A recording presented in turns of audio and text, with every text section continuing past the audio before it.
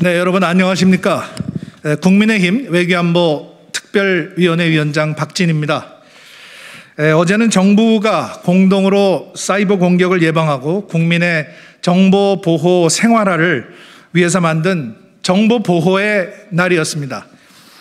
저와 국민의힘의 조태용 의원, 신원식 의원, 태영호 의원, 지성호 의원 등 외교안보 특별위원회 위원들과 국회 정보위원회 하태경 의원, 당내 과학기술과 사이버 안보 분야의 김영식 의원, 조명희 의원, 이영 의원 등 9명이 어제 오전에 북한의 소행으로 추정되는 해킹 피해가 발생한 대전의 한국원자력연구원을 방문해서 간담회를 가졌습니다.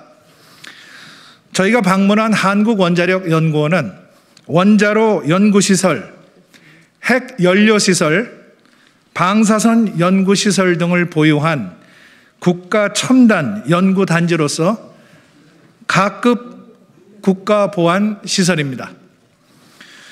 저희 방문단은 박원석 한국원자력연구원 원장으로부터 사이버 해킹 상황을 보고받고 진상을 규명하기 위한 질의응답을 실시했습니다. 한국원자력연구원의 보고에 따르면 이번 해킹과 관련해서 현재 연구원의 역량으로는 어느 곳에 얼마나 접속했는지 정확히 파악하는 데 한계가 있고 국정원이 관련 자료를 분석하고 있고 아직까지 최종 조사 결과는 공유되지 않은 상황이라고 합니다. 저희 방문단이 파악한 바에 의하면 1차적인 해킹의 원인은 한국원자력연구원의 사이버 보안 시스템에 구멍이 뚫려 있다는 것입니다. 한국원자력연구원은 일단 발생한 해킹이 주요 기술 내용이 포함된 시스템이 아니라 행정 업무와 관련된 시스템에 접근한 것으로 인지하고 있다라고 얘기를 했습니다. 그러나 해커들이 해킹 후에 행위 기록을 지운다는 점을 감안한다면 현재 파악된 것 이상으로 정보가 누출될 가능성을 배제할 수 없습니다.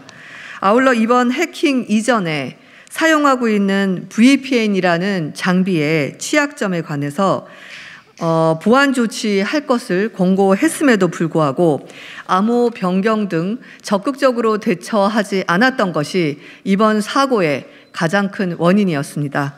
또한 과학기술사이버안전센터에서 악성 의심이 되는 IP 1개가 연구원 VPN 시스템에 접속한 것을 5월 29일 토요일에 탐지하여 한국원자력연구원에 통보하였음에도 불구하고 이틀이 지난 5월 31일 월요일에서야 악성 코드로 의심되는 IP에서 한국원자력연구원 VPN 시스템에 로그인한 것을 확인하였고 그제서야 연구원 VPN 시스템에 접속한 외부 IP 13건을 차단하고 VPN 시스템 보안 패치 및 접근 차단 조치가 이루어졌습니다.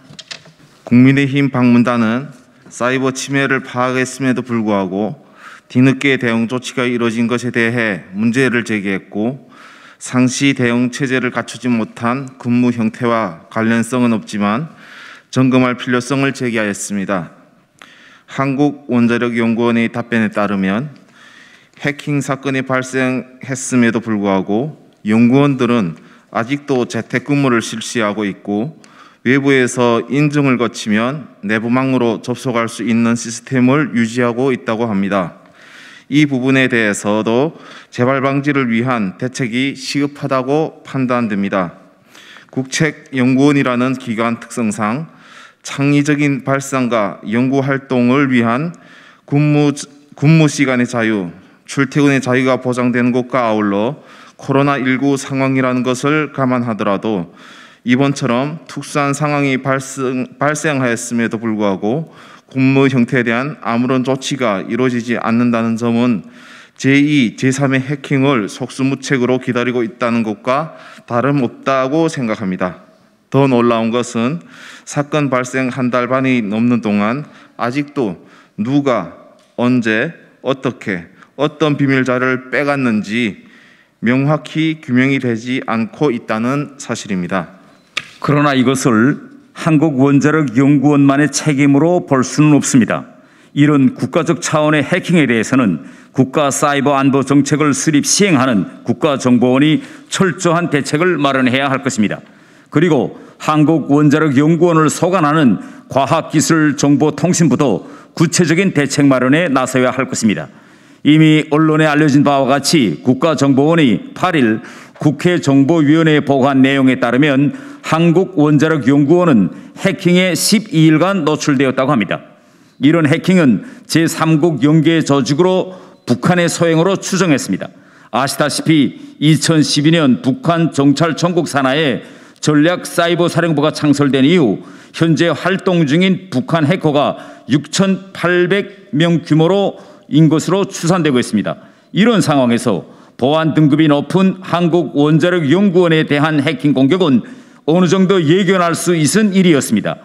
만약에 북한이 우리의 국가 원자력 기술 연구 개발의 핵심 기관인 한국원자력연구원과 해군의 3,000톤급 신형 잠수함 등 각종 함정을 건조하는 대우조선해양 그리고 국산 전투기 KF-21을 생산하는 한국항공우주산업을 해킹했다면 이것은 명백한 국가급 사이버 테러입니다. 최근 글로벌 기술 패권 경쟁이 심화됨에 따라 기술과 정보에 대한 가치는 더욱 높아지고 있으며 정부와 기업의 핵심 정보는 물론 전문 기술인들의 개인정보까지 국가적 정보 보안의 총 책임은 정부가 져야 하며 이를 위한 척을통 같은 사이버 방어 시스템 구축이 시급합니다. 북한은 인터넷이 없어 외부 세계에서 중요 기관들에 대한 접근이 불가능한 구조임에도 불구하고 내부망과 외부망을 철저히 연결시키지 못하게 하고 있습니다. 핵, 미사일 등과 같은 최고의 기밀을 다루는 기관들은 물론 외무성에서도 직원들이 개인 노트북이나 태블릿을 가지고 기관으로 출입할 수 없습니다. 핸드폰의 경우 출근하여 국 단위로 핸드폰 보관함에 보관하게 합니다. 업무를 보는 사무실에서 개인 노트북이나 태블릿은 물론 핸드폰은 철저히 금지되어 있습니다. 그러나 우리의 경우 중요 기관들에서조차 직원들이 개인 노트북, 태블릿, USB를 휴대하고 출입할 수 있습니다. 앞으로 코로나 팬데믹이 장기화될수록 재택근무와 재량 근무는 늘어날 것입니다. 이런 상황에서 국가의 중요한 기밀을 다루는 부서들에서 지금처럼 재택근무, 원격근무를 허용할지 여부는 정부가 심각히 검토해야 됩니다. 코로나로 인한 재택근무, 원격근무가 앞으로 늘어나는 것이 북한에게는 우리 중요한 기밀을 빼내갈 수 있는 절호의 기회가 될 수 있습니다. 이제라도 정부의 특단의 조치가 필요합니다. 이에 국민의힘 외교안보특위와 과학기술 사이버 분야의 의원들은 다음과 같은 대책을 제안하고자 합니다. 첫째, 한국원자력연구원을 비롯한 국가 핵심 연구시설에 대한 북한의 해킹 실태 파악 및 재발 방지 대책에 대한 청문회를 여야 합의로 비공개로 개최할 것을 제안합니다.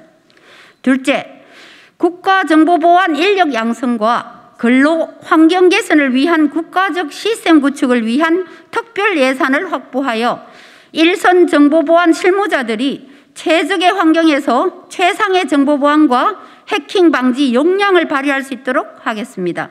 셋째, 저희 국민의힘 조태영 의원이 지난해 6월 30일 1호 법안으로 대표 발의한 사이버 안보 기본 법안을 최대한 빠른 시일 내에 국회에서 통과될 수 있도록 정부와 여당에 촉구하는 바입니다. 문재인 정부가 세계 최고의 원전 기술을 보유한 대한민국의 국가 과학기술의 총 직결체인 원자력 기술을 포기하고 태양광과 풍력 등으로 대체하겠다는 것은 납득할 수 없는 일입니다. 정부의 무모한 탈원전 정책 추진으로 인해 원자력 분야 전문 인력들의 사기가 저하되고 이것이 보안의식 약화로 이어진 것은 아닌지 우려스럽습니다. 어제 간담회에 참석한 한국원자력계의 한 원로는 인간의 삶을 풍요롭게 할 수 있는 최고의 기술인 원전 기술을 사장시키는 현실이 안타깝다라고 지적하면서 북한에서는 원자력 과학자들의 최고 대우를 받는데 오히려 우리나라 원자력 과학기술자들은 홀대를 받고 있다라고 탄식을 하셨습니다. 탄소 중립 사회로 가기 위해 문재인 정부의 탈원전 정책은 근본적으로 재고되어야 합니다. 국민의힘은 앞으로 원자력 발전과 사이버 안보 강화를 위한 국회 차원의 초당적인 노력을 지속하겠습니다. 감사합니다.